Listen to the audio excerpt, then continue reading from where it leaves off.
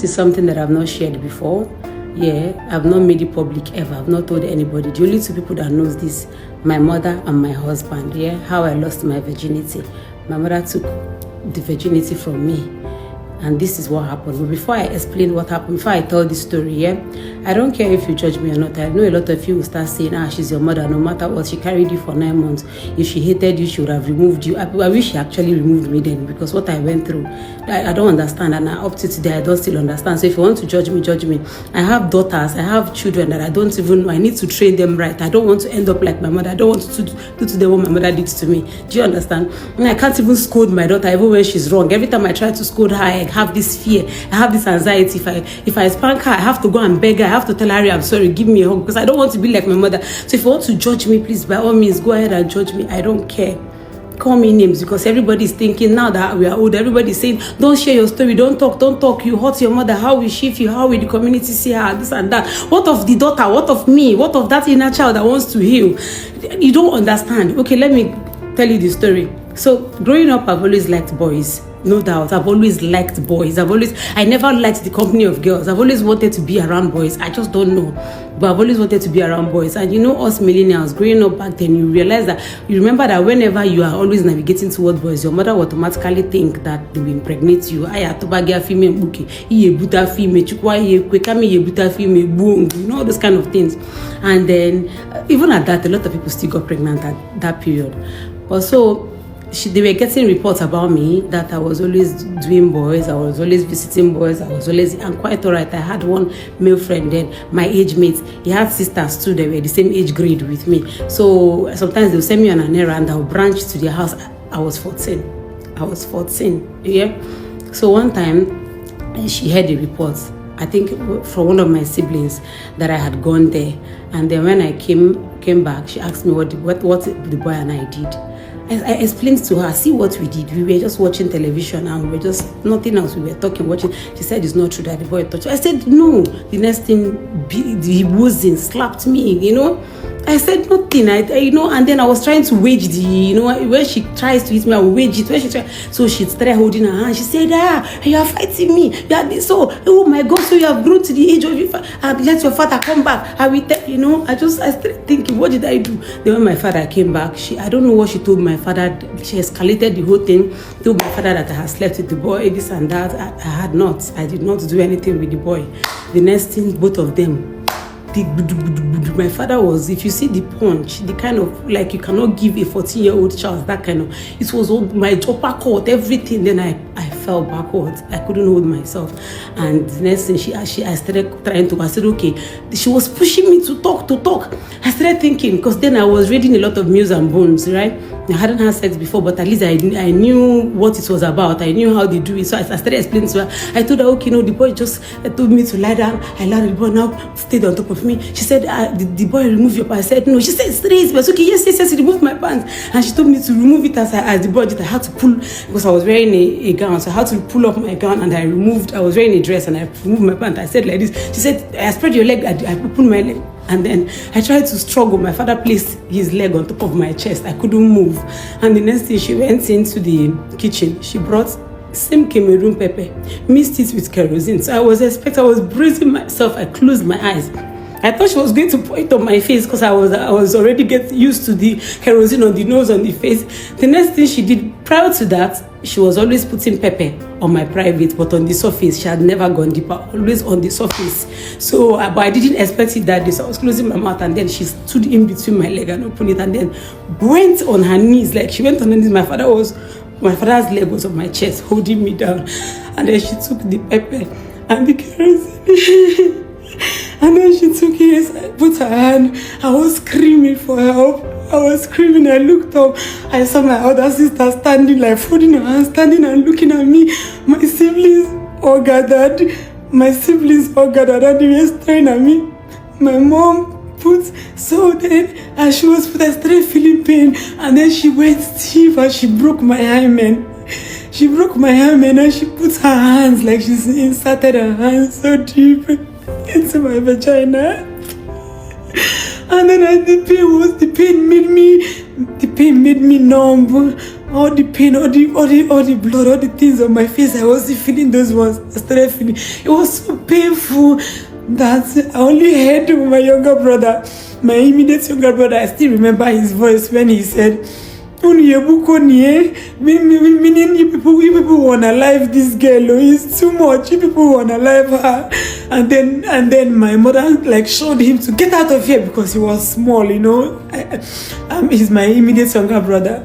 And they were all watching. She kept putting the hands. She kept like she wanted the paint, the kerosene and the Cameroon pepper to enter. I don't know if she wanted to put it inside my womb, but she kept putting. She knew when she put her hands, she knew that I was still a virgin. She knew that what she was accusing me of, I didn't do it. She could have stopped at that moment, but she did not. She continued going. Continue going. I felt the fingers, I felt everything.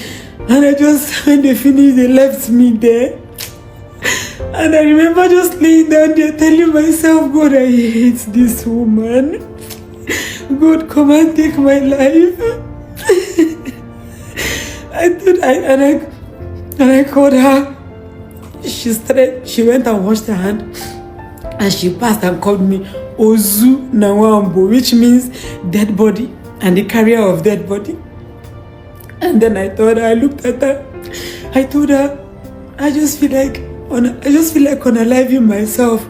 And she looked at me and said, go ahead, unalive yourself. I brought you into this world. If you buy, I will bury you. In Igbo, she said, these were her words. Jane wanu now. After all, I'm we see. I gave birth to 6 of you, so if you go, I will not feel you. And I lay down there and I said, you knew that I did not sleep with anybody. I didn't sleep with anybody. She took it. I have 2 other sisters. She didn't. Okay, yes, I was stubborn. In fact, I was the most stubborn child on earth. No problem, I accept it. For years, I lived with this guilt. I was so guilty. I was so ashamed of myself. I told myself that it was my fault. I blamed myself. And after that, the funny thing is that they said they were training me. I became the wildest. I became a wild cat. I started running out of the house. Sometimes I would run away from home and they would bring me back. I did a lot of unimaginable things because I told myself, what is left? She took the virginity from me. What's more? What's more? I have tried to talk to her about this so many times. I have tried to call her. I have tried to talk to her. She doesn't want to talk about it. Each time I bring it up, she'll say, that she trained me, that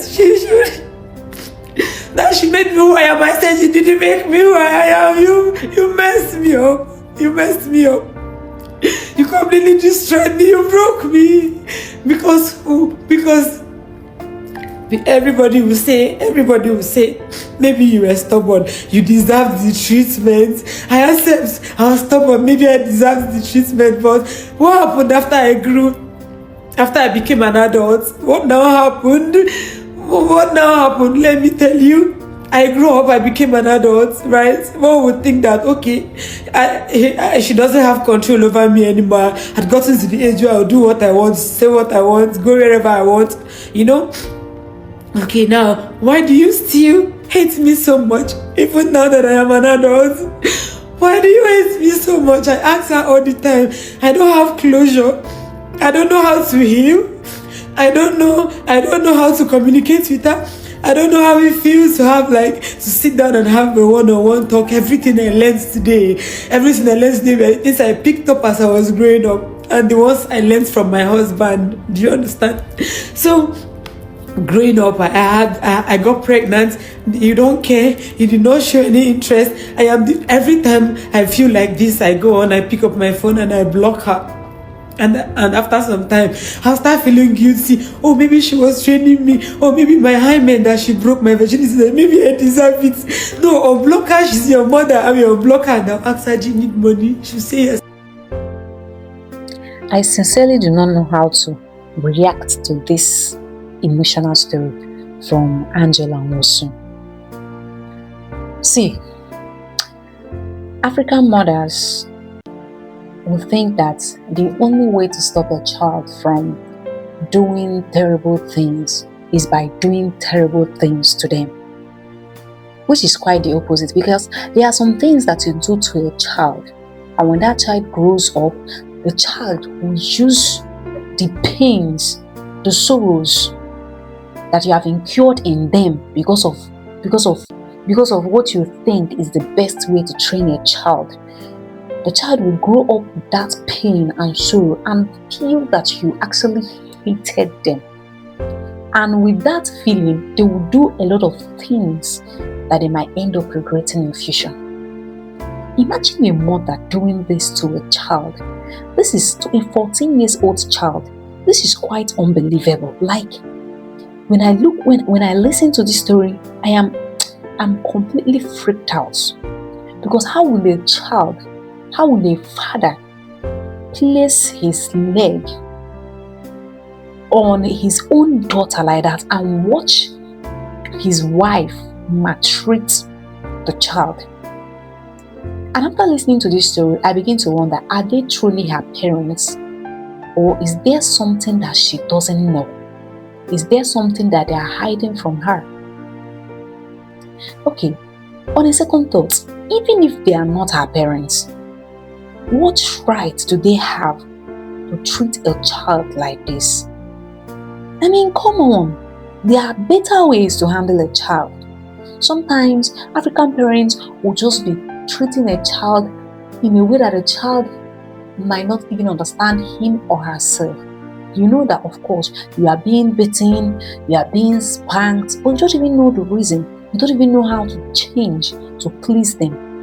You don't even know what to do so that they will love you. This might be the case of this girl. And in her quest to get loved, as we listen to her, she began to do some terrible things that she later regretted. You know what? I have so many things pumped up in my heart to say about this particular situation, but I'm just so pained. I'm just so pained that I cannot even talk. I'm so pained that I cannot even say anything reasonable concerning this. Anyways, this is just part 1 of this story. I will still post the part 2 tomorrow. Just drop a comment if you need the part 2 of this story, if you need the completion of this story from Angela Nwosu. Just comment part 2 and I will drop it ASAP. Thank you for watching, and please subscribe to my channel. If you know any parent that treats a child like this, can you just talk about it? Or if you have experienced something similar to this, can you just share with us in the comment section? Somebody might actually heal from your story. You can even share how you got healed from it. Somebody can get healed from this comment section.